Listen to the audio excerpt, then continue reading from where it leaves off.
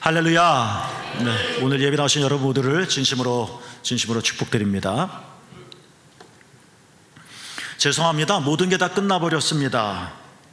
언뜻 이 말이 우리가 들을 수 있는 말들 중에 가장 가혹한 것 중에 하나는 아닐까라는 생각을 하게 된 적이 있었습니다. 죄송합니다. 모든 게 다 끝나버렸습니다. 아마 그 입에는 하나의 힘도 남지 않았을 것이고 그 억양도 다 사라졌을 것 같습니다. 더 이상 소망도 품지 못하고요, 시말이 하나도 없이 그냥 내뱉게 되어지는 말이겠죠. 모든 게 다 끝나버렸습니다 라고요. 우리 주변에는 간혹 또는 가끔가다 이런 말을 듣기도 할 겁니다. 의사가 말합니다. 더 이상 손 쓸 방법이 없네요. 죄송합니다. 나도 어쩔 수 없어서 환자를 급히 병원으로 이송해 갔건만 그분에게 내가 사랑하는 사람의 몸을 맡겼는데 그분이 이런 말을 할 땐 이제 어디로 가야 하는 겁니까? 더 이상 손 쓸 방법이 없습니다. 절망일 것 같습니다. 사람들이 우리에게 말합니다. 애틋한 눈으로 지극하게 바라보면서 이제 괜찮아, 다 했어, 포기하는 게 좋겠어. 나를 위로하는 말 같지만 포기라고 하는 말에 우리는 섬뜩해지는 것 같기도 합니다. 나는 포기하려고 사는 게 아니었는데 정말 그 길밖에 없는 것인지라는 생각 말이죠. 이런 말들은 내가 내 귀를 통해 다른 사람에게 듣는 것만은 아닌 것 같습니다. 내가 내 안에서 나에게도 말을 합니다. 아, 여기까지인가 보다 라고 말이죠. 이게 우리 일상에서 듣게 되는 소리입니다. 그렇다 여러분, 신앙이란 무엇일까를 생각해 보게 하는 것 같기도 합니다.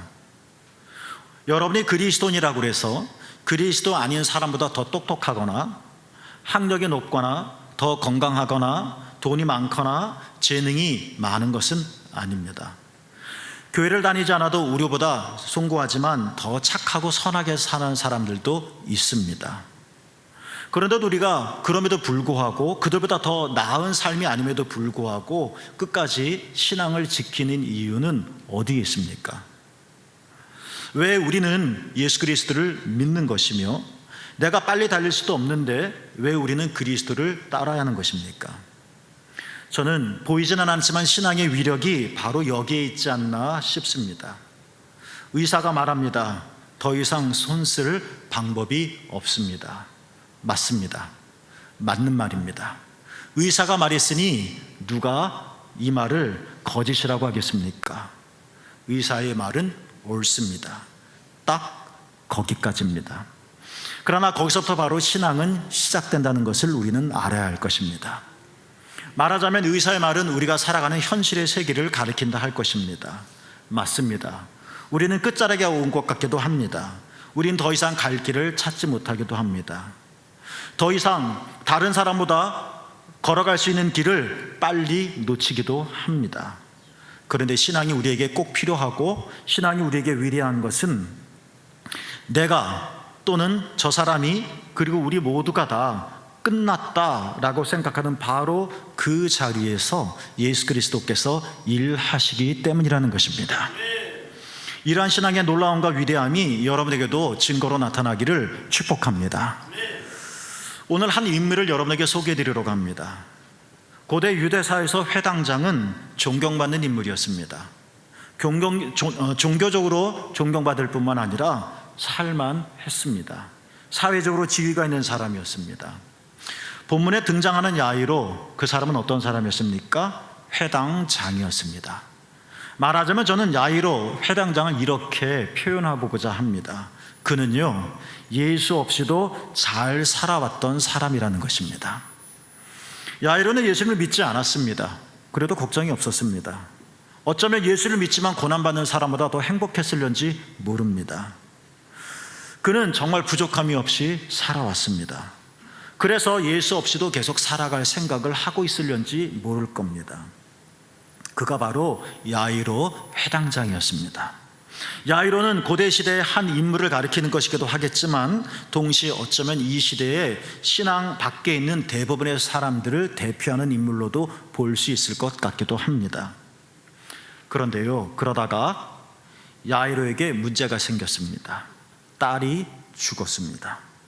딸, 아들도 귀하지만 딸은 더 사랑스럽고 각별함을 우리에게 보여줍니다. 딸이 죽었다는 것은 다른 하나의 객체가 죽은 것이 아니라 야이로가 죽은 것과 똑같은 아픔이었었겠죠. 야이로가 이런 적이 없었습니다. 예수께 달려왔단 말입니다. 야이로는 내 평생에 이런 일을 할 거라고 생각해 본 적이 없었습니다.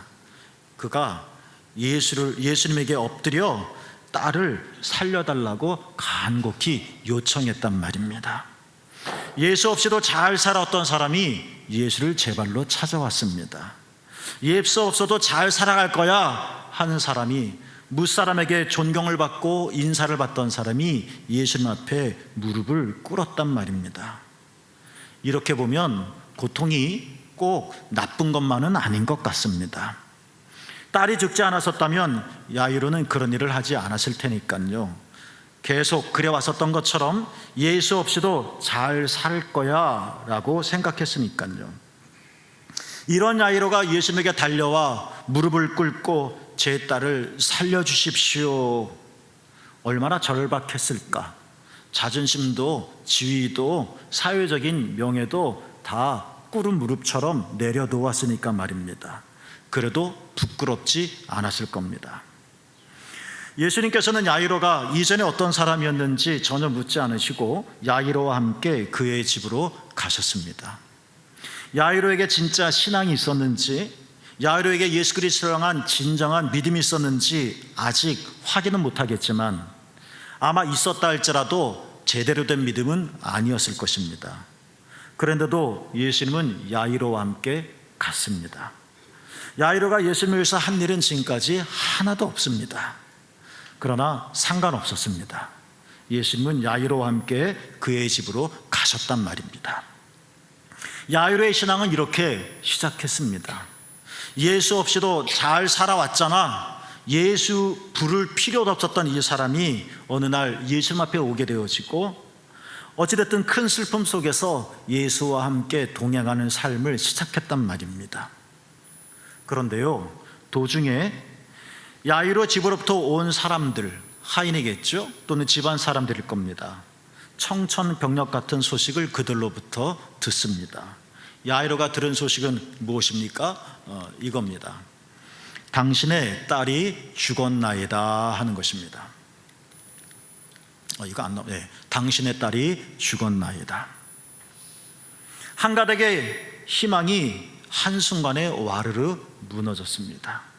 이것 때문에 간 것 아닙니까? 이것 때문에 무릎을 꿇은 것 아닙니까? 이것 때문에 체면을 구긴 것 아닙니까? 딸만 낳을 수만 있다면, 아니 가냘프지만 딸이 낳을 수 있을지도 몰라서 예수님께 간 거 아닙니까? 이렇게 신앙이 시작된 것 아닙니까? 그런데 그게 무너졌단 말입니다. 딸과 함께 말입니다. 당신의 딸이 죽었습니다. 얼마나 가슴이 맺어왔을까요? 그런데요, 이게 전부가 아니었습니다. 그 사람들이 또 말합니다. 어찌하여 선생을 더 괴롭게 하나이까? 선생은 예수님을 가리키는 거죠. 이런 걸 겁니다. 주인님, 모든 게 다 끝나버렸습니다. 예수를 돌려보내는 게 낫지 않겠습니까? 라는 말처럼 말입니다. 야이로가 달려간 것은 예수가 필요했기 때문입니다. 예수님을 붙들어서라도 딸을 고칠 수만 있다면 상관없는 일이었습니다. 그런데 딸이 죽었단 말입니다. 모든 게 끝나버린 거예요. 그러니 예수를 집으로 데려갈 이유도 사라진 겁니다. 어찌하여 선생을 더 괴롭게 하나이까? 예수님에 대한 어떤 존경심을 가지고 신뢰 범하지 말라고 한 말은 아닌 것 같습니다. 그가 점잖은 자들이라 할지라도 예수를 이제 돌려보냅시다, 이런 말 아닐까요, 여러분? 이제 예수는 필요 없게 됐습니다, 이런 뜻이겠죠? 예수가 싫다는 게 아니라 필요 없게 되었다라는 말입니다. 성경에 보면 예수께서는 그들의 말을 다 들으셨다, 옆에서. 아마 예수님께서는 그 순간 야이로의 흔들리는 눈동자를 보았을지도 모릅니다. 딸이 죽었다라는 말에 무너지는 그의 가슴을 느꼈을 수도 있을 것입니다. 어찌하여 선생을 더 괴롭게 하나이까 하는 말에 진짜 그렇지? 이렇게 된 마당에 예수님을 마저 집에까지 모실 이유가 없잖아. 가야 되나? 말아야 되나? 이 사이에서 수많은 짧은 시간에 흔들리는 갈등을 예수님은 느끼셨었을 겁니다. 그래서 예수님께서 야이로에게 이렇게 말씀하셨습니다. 함께 읽을까요? 시작. 두려워하지 말고 믿기만 하라. 예수님의 첫 말씀입니다. 야이로가 달려왔을 때도 왜 그러니 묻지 않으셨습니다. 집으로 같이 가시죠. 그럴까? 조금 이따 갈까? 그런 말씀도 하지 않으셨습니다. 예수님은 무섭게 침묵을 지키고 계셨습니다. 그러나 이 침묵은 무관심은 아닌 겁니다. 더 강한 의미의 침묵이겠죠. 이렇게 한마디도 말씀하셨던 예수님이 드디어 입을 여십니다. 눈동자가 흔들릴 때 딸이 죽었다는 소식을 듣고 어찌하여 선생을 더 괴롭게 하나이까? 라는 사람들의 말을 들을 때 그렇지, 예수님을 계속 집으로 모시고 갈 이유가 사라져버렸지 하고 갈등할 때 예수님께서 말씀하셨다는 겁니다. 두려워하지 말고 믿기만 하라.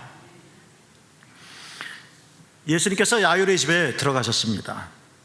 사람들이 아니나 다를까 통곡하며 울고 있었습니다. 사람들은 그들을 해치며 말했습니다. 여러분, 이 아이는 죽은 것이 아닙니다. 이 아이는 잠자고 있는 것입니다. 그러다 사람들이 뭐라고 그랬죠? 예수님에게 비웃었습니다. 말 같지 않죠? 죽은 게 뻔한데요? 그런데 잔다고요? 놀리는 겁니까? 예수님께서는 아무 말씀도 또 하지 않으셨습니다. 다만 이렇게 예수님을 비우는 사람들을 다 내보내셨다라고 말을 합니다. 그리고 아이의 부모를 데리고 죽은 딸이 있는 곳으로 들어가셨다고도 합니다. 예수님의 이 침묵 속에서 행해지는 행동은 이런 것을 더 강하게 우리에게 알려주시는 것 같습니다. 예수님이 그들을 다 내보내셨다, 비우는 사람들, 그리고 부모를 데리고 딸이 있는 방으로 들어갔다. 예수님은요, 사람들이 이러한 불신앙, 사람들의 냉소, 바로 그 자리를 떠나신 거란 말입니다. 그리고 예수님께서 아이의 손을 붙잡으시고 말씀하셨습니다. 함께 읽겠습니다. 시작. 달리다금 내가 네게 말하노니 소녀야 일어나라. 할렐루야. 그러자 기적이 일어났습니다. 소녀가 살아났단 말입니다. 소녀가 일어나 걸어 다녔습니다. 오늘 우리가 함께 봉독한 말씀의 대충의 얼개입니다. 사람들이 끝났다라고 말하는 그 자리, 죽었습니다. 선생을 괴롭게 하지 맙시다.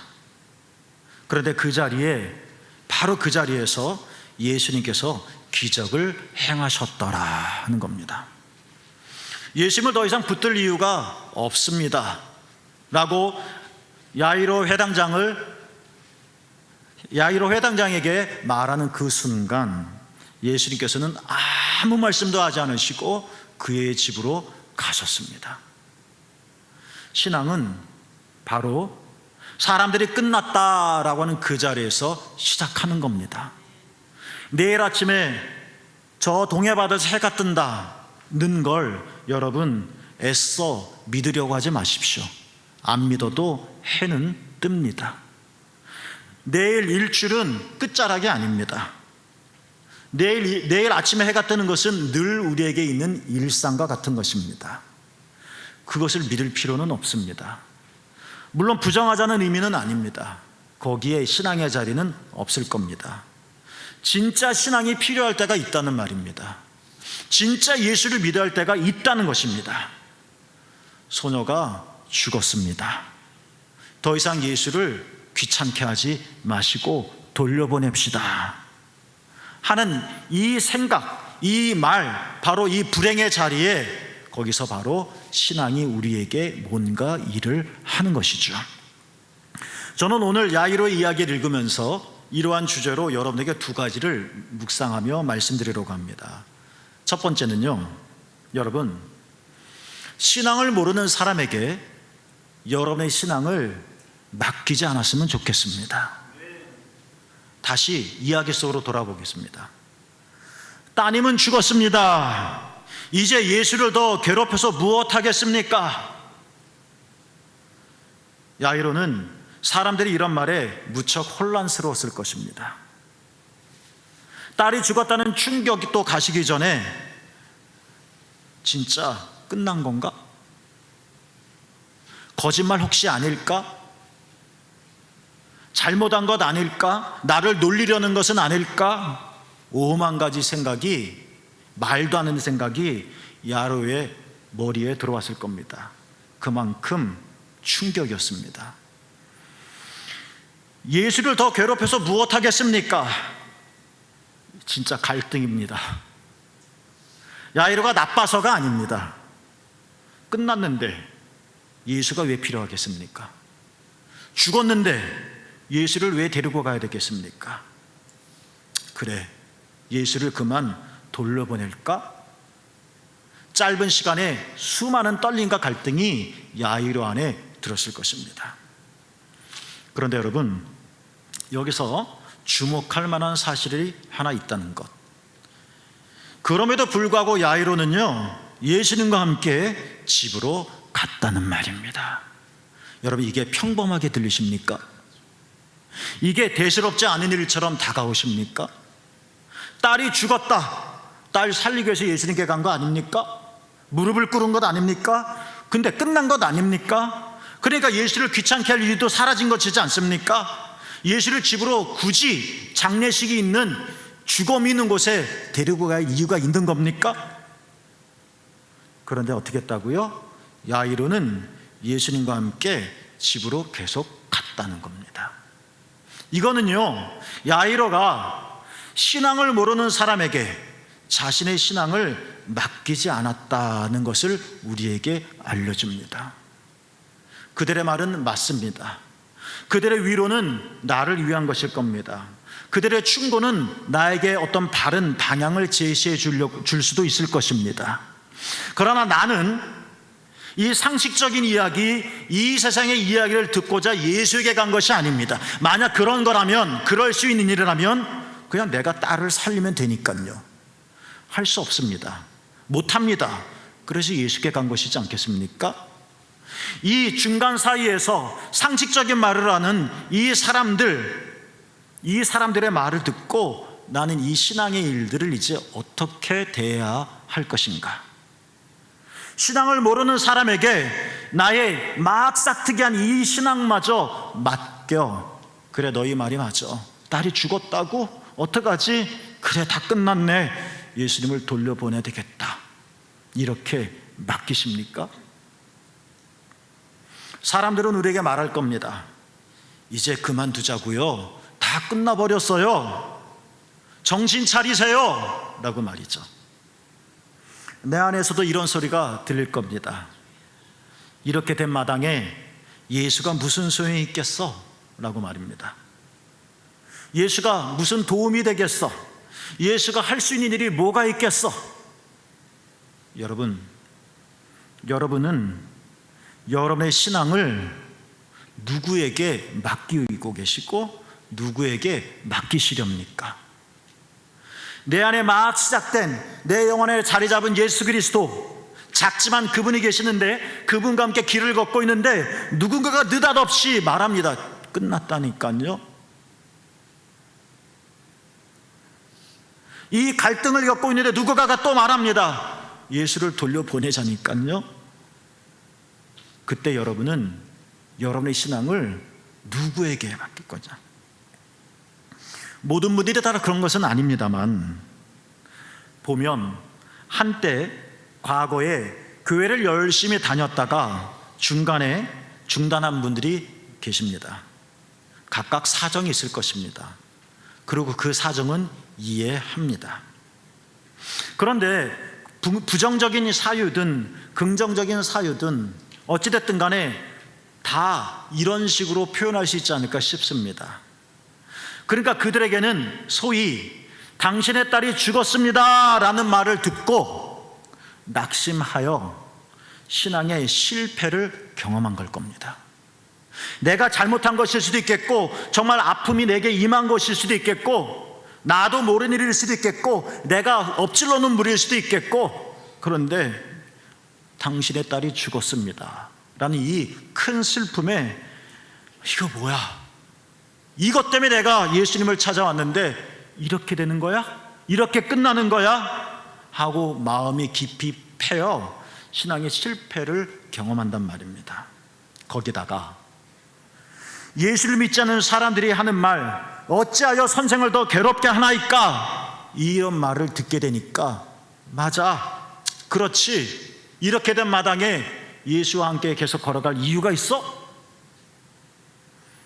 그들의 말을 따라 예수를 돌려보냈던 것이죠. 어쩌면 한때 교회의 신앙생활을 열심히 했던 사람들이 여러 이유들로 잠시 중단했었던 이유가 이런 의미로 설명을 대신할 수 있지 않을까 싶기도 합니다.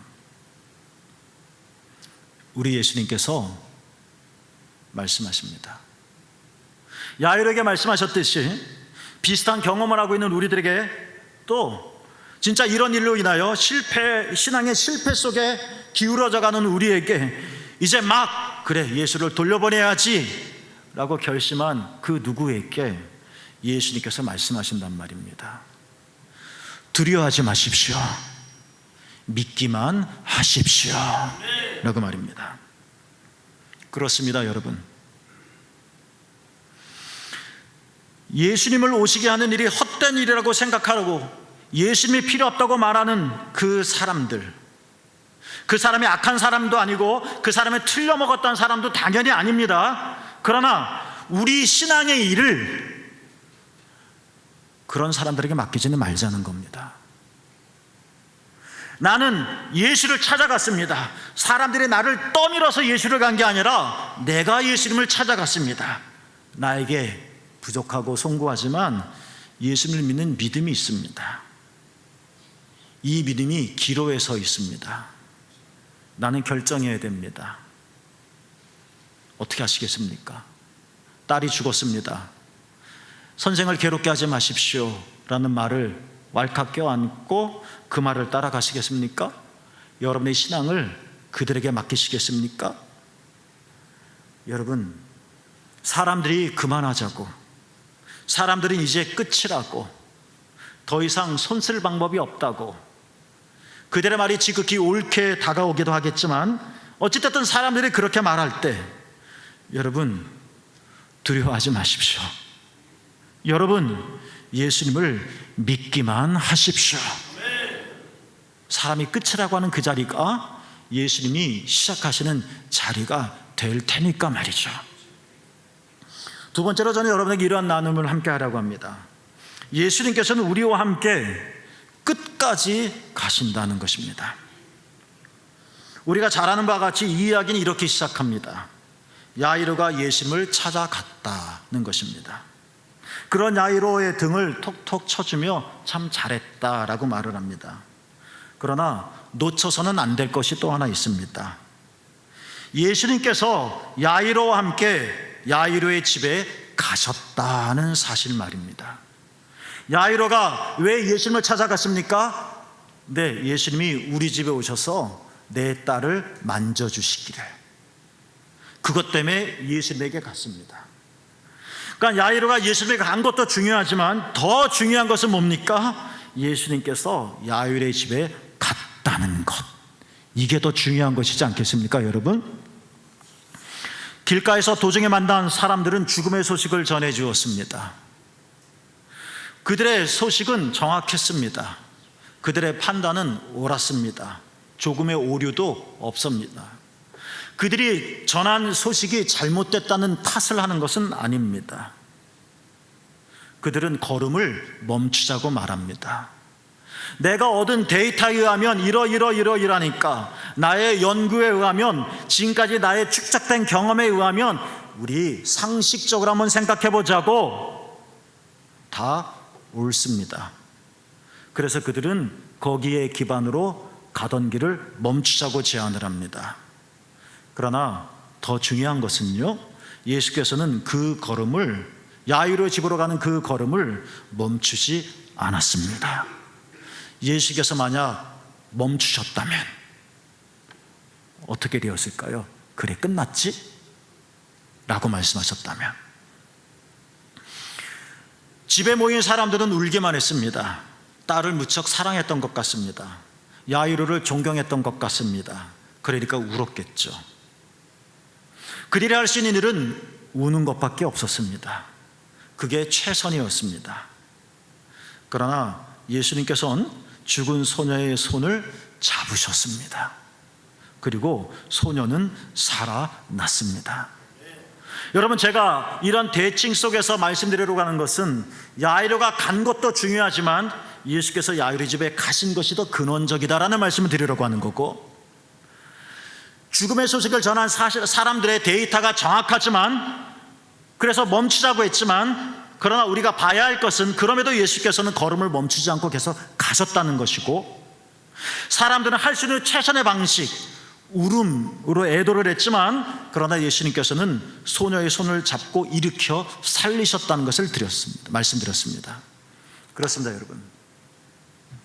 우리가 지금껏 잘해서 여기까지 온 게 아니라는 겁니다. 물론 야이로가 예수님께 안 갔으면 어떻게 됐을까? 상황은 달라지거나 복잡해질 수도 있었을 것입니다. 잘했습니다. 그러나 야이로가 잘했기 때문에 예수님이 야이로의 집에 간 것은 아니라는 겁니다. 사람들의 죽음의 소식이 옳음 때문에 예수님께서 걸음을 계속하셨던 것은 아니라는 것입니다. 울기만 했던 사람들의 그 마음이 가득하기에 예수께서 소녀의 손을 붙잡은 것은 아니라는 것입니다. 우리도 열심히 살았지만, 여러분 성실하게 살았지만, 그러나 우리가 여기까지 이르게 된 것은 무엇보다도 하나님의 은혜라는 것입니다. 우리는 넘어질 때도 있었습니다. 물론 잘할 때도 있었습니다. 우리는 충성하기도 했습니다. 그러나 우리는 가라앉기도 했습니다. 우리는 열심을 내기도 했습니다. 그러나 동시에 에이 몰라 여기까지만 하고 생각할 때도 있지 않았습니까? 어쨌든 훌훌 담을 넘었습니다. 그러나 또 어떨 땐 넘을 생각조차도 않을 때가 있지 않았습니까? 그런데도 우리가 지금 여기에 있다는 것은, 그런데도 불구하고 야이로가 예수님과 함께 있었다는 이야기는, 그러므로 말미암아 야이로의 집에 딸이 살아난 기적이 일어나셨던 이유는 예수님께서 야이로와 함께 끝까지 함께 가셨기 때문이라는 것입니다. 이게 중요한 거라는 것입니다, 여러분. 이걸 놓치면 안 된다는 것입니다. 말씀을 정리하고자 합니다. 사랑하는 시청자 여러분, 예수님의 말씀처럼 두려워하지 마시고 믿기만 하십시오. 주님은 여러분과 함께 계십니다. 주님은 여러분과 끝까지 함께 가십니다. 주님은 까딱할 수 없는 내 손을 잡아 일으키십니다. 주님이 말씀하십니다. 달리다금 일어나라. 우리에게도 하시는 말씀이지 않을까요? 나는 심장이 지금 이렇게 뛰고 있지만 내 삶의 어느 한 부분은 죽어 있는 것은 아닐까요?